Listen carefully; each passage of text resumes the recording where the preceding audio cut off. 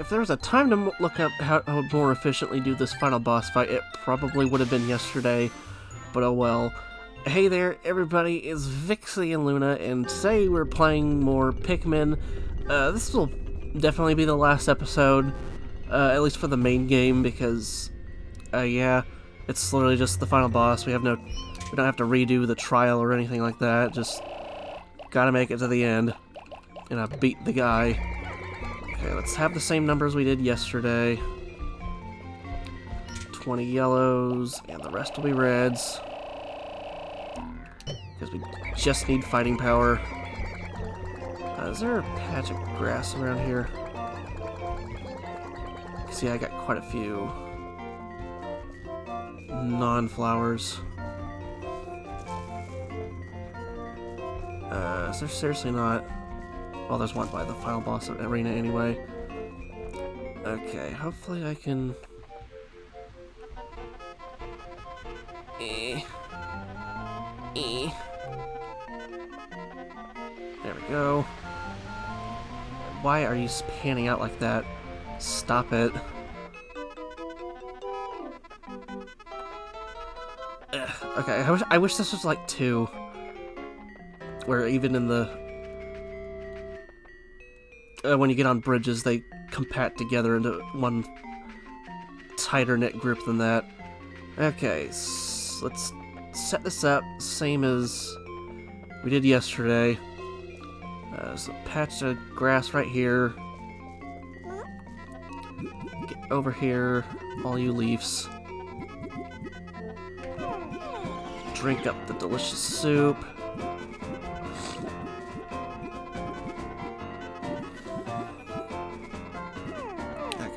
Guess that's all we're getting out of it. Okay. Everybody here? Yes. Alrighty, dighty, and let's get all these rocks going. Ready.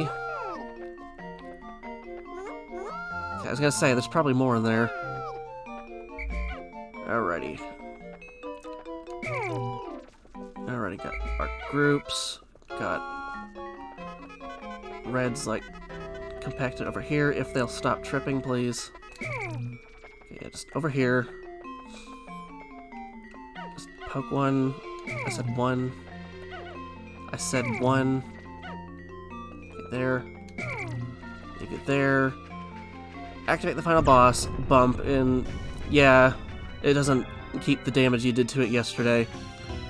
Okay. Wait, yeah, when it starts salivating is when it's gonna start. And then call it, and then the bomb explodes when its tongue touches it, so that's an easy way to get the tongue stunned. Because there's a difference between the bomb rock just exploding in its mouth and, brain fart. And, the tongue getting knocked back and whapping into his face. Because it gets stunned longer that way. Okay, turn this way. I know your secrets now. Turn this way. Turn. Please. Okay, it's salivating. Throw the guy. Call it. Bump. And it gets the longer stun. I am aware of your secrets now. Okay, come here. Don't get attracted to its feet, please. We're on main here. Poke. One guy. Stop it. One guy. I just need the one. Okay, turn this way. I don't need to see your big ol' mossy butt. Call. Blunt, and it got caught in this explosion, but that's fine. Swap, swap, swap. Called off. Okay. Yeah, I guess standing back is ideal because then it just doesn't touch Olimar and the Pikmin will be all like, oh, well, don't do that. And then try to get at its feet. Slobber, slobber. Blop. Okay. I think there's also a trick where if you like C-stick the group of Pikmin into yourself, Olimar gets to throw faster because then Pikmin are always like right next to him. I probably should remember doing that too. Okay. Poke one guy out. Come over here. Look at me. Look at me. I have delicious candy for you. Camera. Okay, come here, come here. No, that's the wrong button. Dang it. Shoot. Okay. Okay, it's going slightly faster at least. Slightly. No, I just need one. I bumped into... Whatever. Whatever. Okay, yeah, you're already facing me, thankfully. And then you turn away. Why? Why? Look at me. Look over here. Stop turning away from me. I have delicious treats for you. Good call. Everybody come here.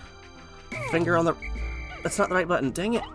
How am I not pressing the right button there?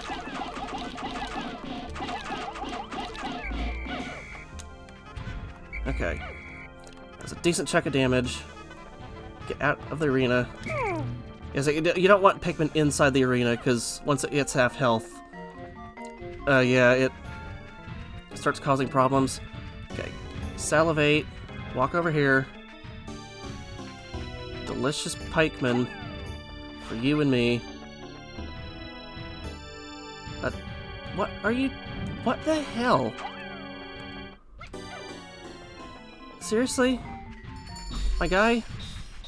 My guy? Okay, throw. Okay, whatever, you got caught in the explosion, but...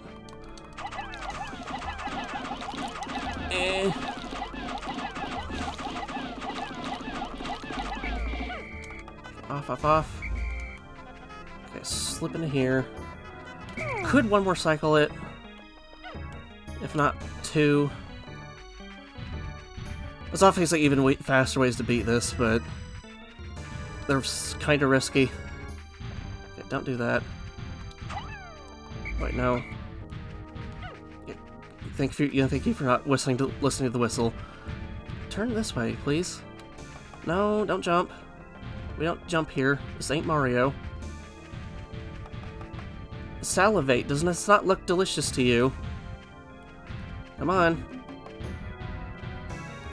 Come on. Come on. Come on. No. What? Stop. No.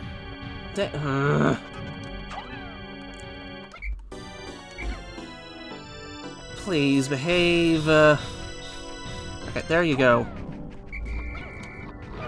Okay, whatever. Yellows are sacrificial lambs anyway.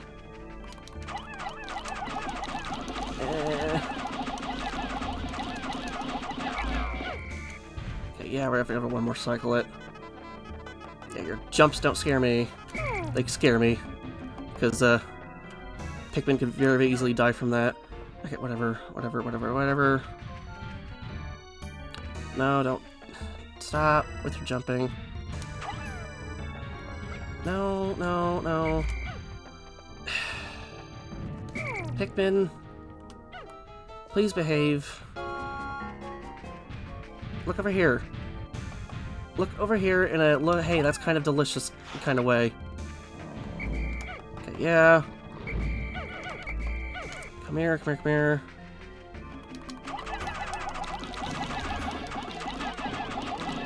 Okay, it should be it.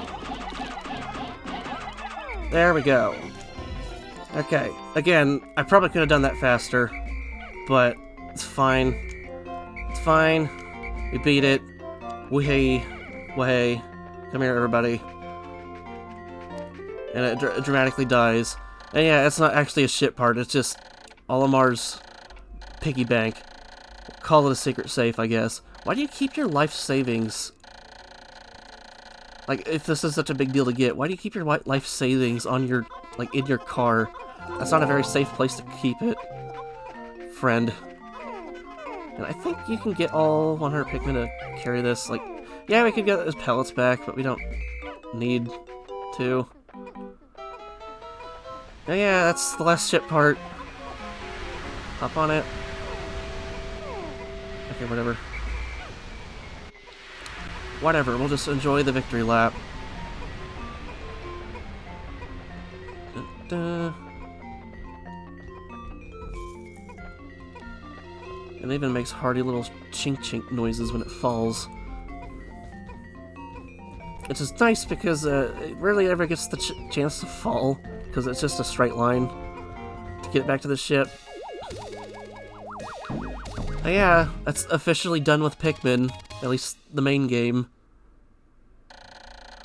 Finally recovered every ship part.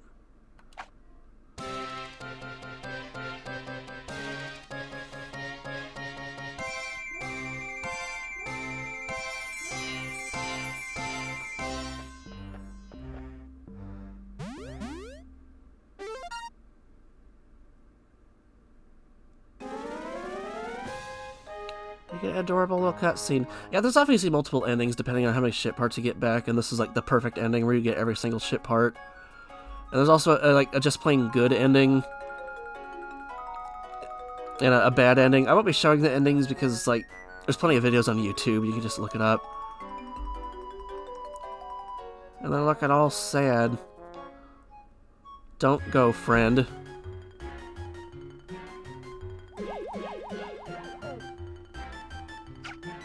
I mean, you got 15 more days of oxygen. You could just hang out with the Pikmin if you really so wish. But I guess to be safe, you better leave now. And yeah, the Pikmin learn to be self-sufficient. Hooray!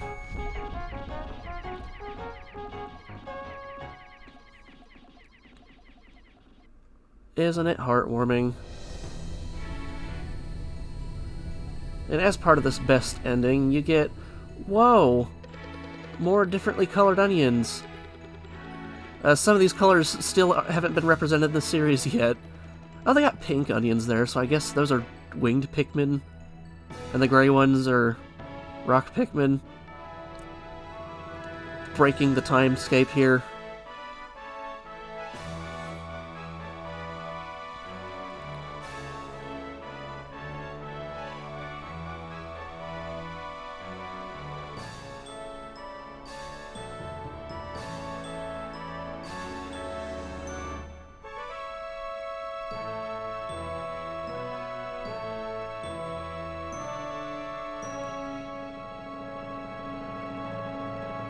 This will definitely be the last time you'll be seeing this place, Olimar. And that... oh, I guess there's no credits quite yet. Yeah, I got decently efficient. Still lost, like, probably more Pikmin than I should have, but... oh well, that's on the lower end for me, to be honest. Hey, we almost hit 2,000 sprouted in general. You know, yeah, like, my usual, like, record is 19 days, so I beat my personal best by 4 days, so that's pretty neat. Yeah, I get all the ship art. Yeah, all the ship parts in blue are the not required ones. So I think there's probably a couple where I didn't like. I accidentally stated weren't required, but again, it's fast. It's honestly faster to get all of them to just get the bare minimum and then wait out the 30 days.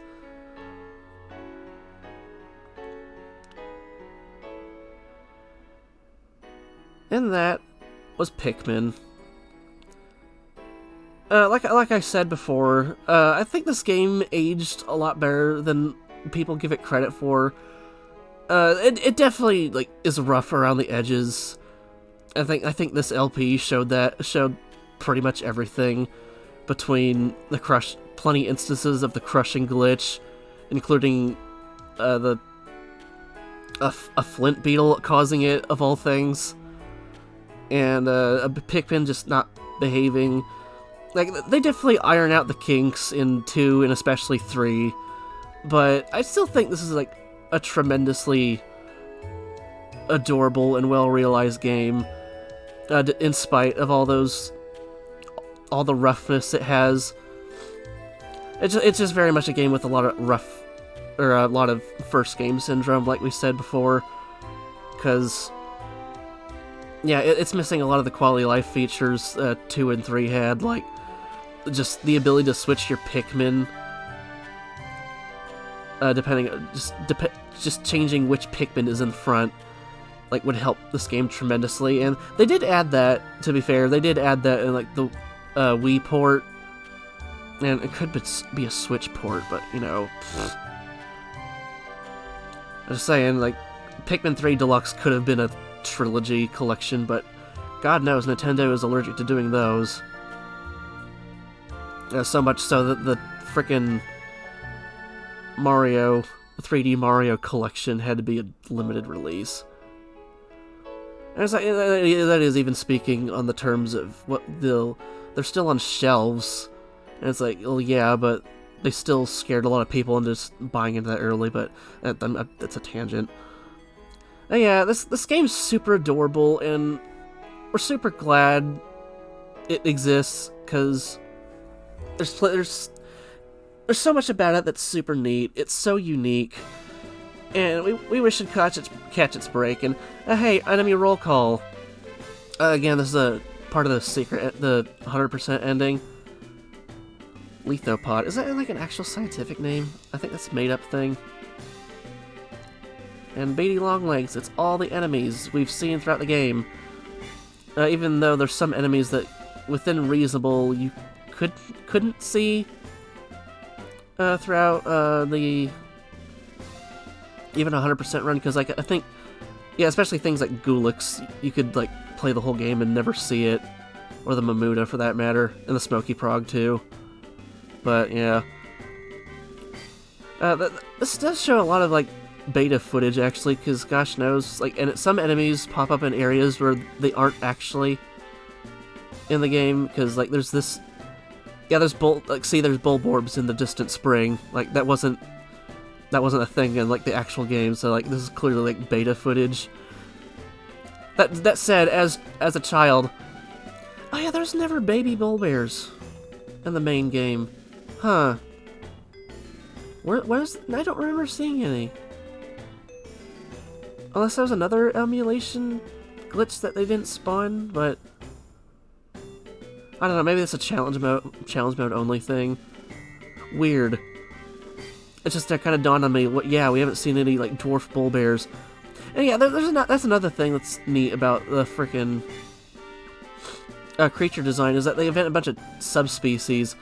Like, the dwarf bulborbs aren't actually bulborbs, but they're actually, like, bread bugs. A species of bread bug, using mimicry.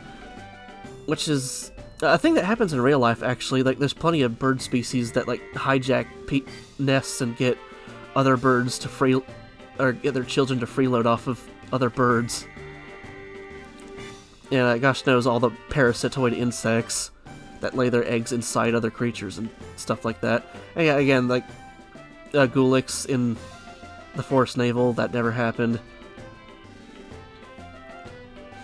But yeah. It's like the enemies have that little amount of detail to them that makes this feel like an actual ecosystem that's so neat about the creature design in this game. It's like legit one of the best creature design things we like about like video games in general. It's super cool. It just makes the world seem like so much more thought out, because like the dwarf bull bears could have just been like baby Bulborbs. It would have been just like so easy to say, yeah, that's what they are. But no, they went to that extra mile to be like, oh no, maybe it's a mimicry thing. It's just super neat. And again, Clampy Pearls and Distant Spring, that never happened. Unless that's a challenge mode thing, but I don't think it is.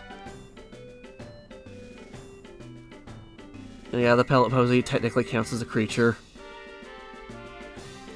We snapped a picture of it at the moment of its death. How tragic.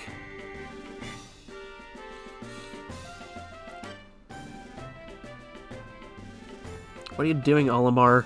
Why would you move your Pikmin into its spores? What are you doing?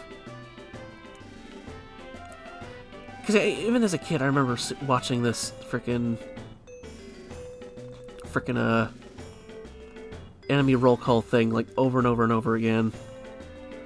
Because like I was obsessed with like look at all the creatures doing things. Synchronized biting. These Pikmin are dead. How does this make you feel?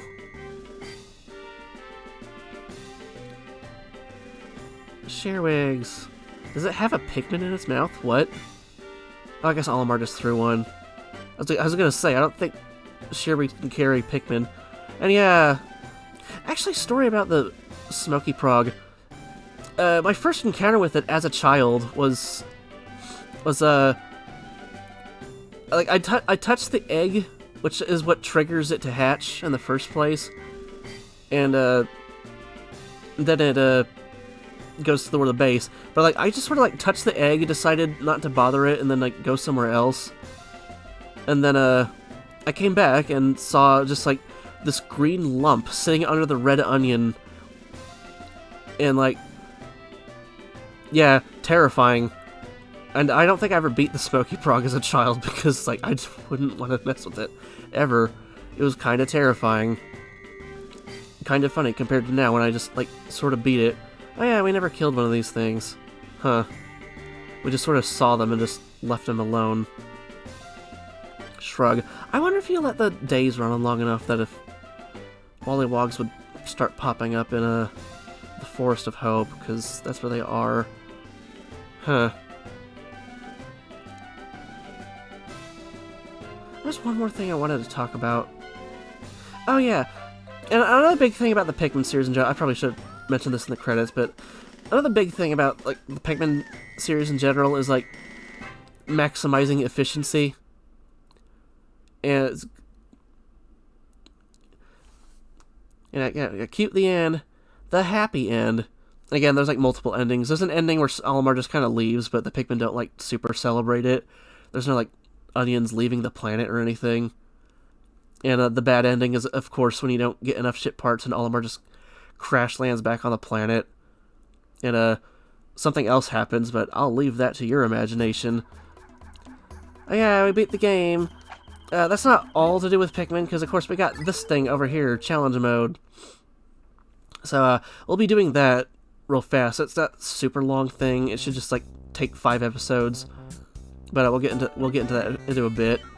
But yeah. Another thing about the Pikmin series is like how it's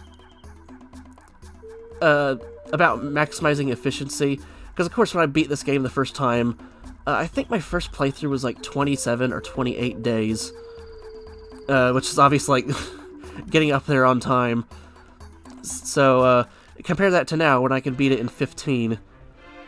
Possibly even 14 if I like if I was able to do the quick kill strat of Emperor Bullblacks. Oh yeah, like again, like the game's not over. We have challenge mode to do still. So, whoa, we got post game content sort of.